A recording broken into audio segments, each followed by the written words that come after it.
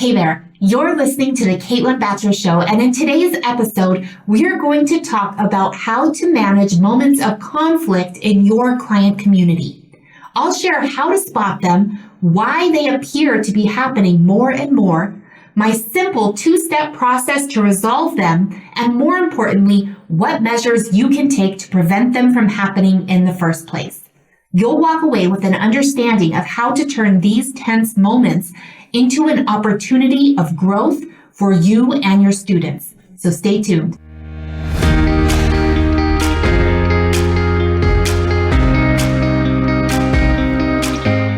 My name is Caitlin Bacher, creator of Scale with Success, and I'm on a mission to help course creators all over the world grow their business in a way that is profitable and scalable. Join me here each week for revealing conversations about what it really takes to scale an online course business to millions of dollars per year without sacrificing date nights with your partner, vacation with your kids, or spa days for yourself. You'll discover the tough decisions I've had to make, the biggest failures I've had to bounce back from, and the learnings that emerged every step of the way. I am so grateful that I have the chance to share it all with you right here on the Caitlin Bacher Show. Let's get started. Today we're talking about how to manage tense moments in your paid communities. Before we get into the nuts and bolts of how to resolve moments of conflict in your community when they pop up and how to prevent them from happening in the first place, I want to talk about why this topic is so important to me. Growing up, I was taught that conflict was bad and should be avoided at all costs. Of course, this didn't eliminate conflict from happening. It created an environment that felt like a pressure cooker where someone could explode at any given moment, and sometimes that someone was me. As a young woman, I learned that the expectation of me was that I should smooth things over at all costs, and that if I wasn't able to make someone feel better, that was my fault, and that I was responsible for the way other people felt. If you are listening, there's a good chance that you were expected to do the same. Smooth things over, make people happy, and solve everyone's problems for them. Well, guess what? That doesn't work out so well in the long run. And if you are an online course creator, it's an impossible expectation to meet. The reality is you will always have at least one person inside your community that is unhappy at any given moment. That is not a reflection on you. That is just life. Humans don't feel happy all the time. Sometimes we feel frustrated, angry, upset, confused, and on and on. Those are normal, healthy emotions. If someone in your community is upset, it's not your responsibility to fix them or make them feel better. It is your responsibility to hear them out and to then determine the next best course of action. Let's talk about what these tense moments look like and why they appear to be happening more frequently. We live in a society that worships perfection. If you are perfect, you are good. If you are imperfect, you are bad. Perfect feelings are happiness, joy, confidence. Imperfect feelings are shame, confusion, and sadness. Oftentimes when people, including your students, feel what they classify as imperfect or negative emotions, they feel shame. They feel like something is wrong with them because they aren't 100% happy, confident, and perfect. If they're feeling ashamed, they may choose to enter the drama triangle. You can learn more about the drama triangle inside episode 4 of the Caitlin Bacher Show. Now, we as community leaders cannot control whether someone else does or doesn't choose to enter the drama triangle. However, we do have a choice as to whether or not we will join them. It's not fair for us to act like we're the victim or to blame the student or to try to rally others around ourselves to prove that we are right. That's not helping anything. I run a group coaching program called Scale with Success, and inside our client community, a number of clients have shared that they seem to be having more of these moments of conflict in their own student communities than usual. So if you've been feeling the same way, you're definitely not alone. Of course, there's a lot happening right now. Not only is this a year that we are dealing with a once-in-a-century global health crisis, It's also a year that many white people have woken up to the realities of systemic racism. Oh yeah, and it's an election year. It's a lot. I think it's fair to say that collectively, we have experienced an increase of discomfort in 2020. Now, we have an opportunity to choose whether to grow from that discomfort or to just avoid it at all costs and pretend it isn't happening. So let's dive into some actions you can take when moments of conflict occur inside your community. Step number 1, recognize your role is to listen. It is not your job to change someone's mind or to prove that you are right and they are wrong. I mean, their feelings are their feelings.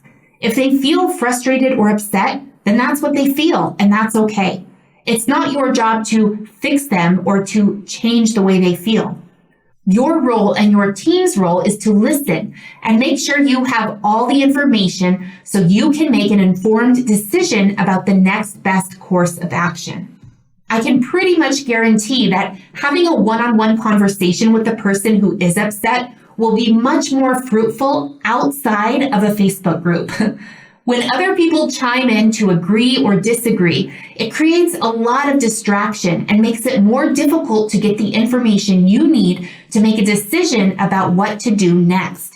So it's important for you or your team to let them know you want to discuss further in a one-on-one conversation.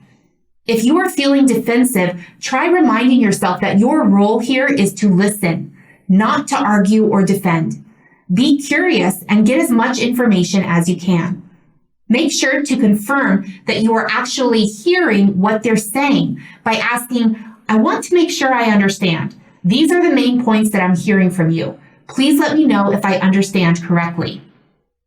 Step number 2, determine the next best course of action. In the one-on-one conversation that either you or your team are having with a student, you may determine that you need some time to choose the next best course of action.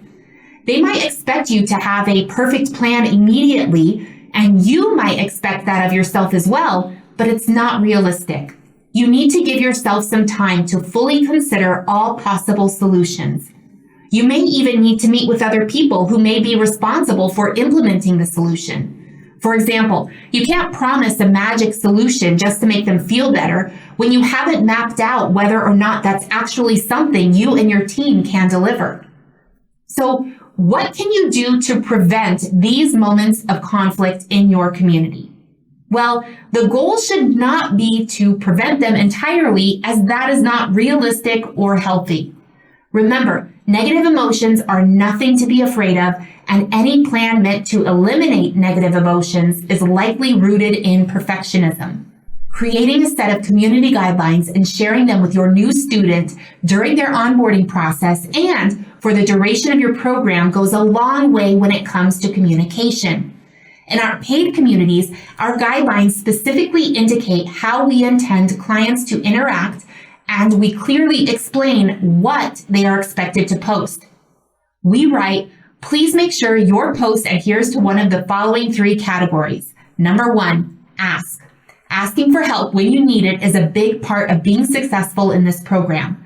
Everyone in this community has been exactly where you are now, so don't feel weird about asking questions. Number 2, win. It's crucial that you share any wins you have with the community. These wins inspire others, and we want to cheer you on. Number 3, share. As you make your way through the program, you are bound to have some major aha moments. Please share these inside the community. Your aha may very well inspire someone else's.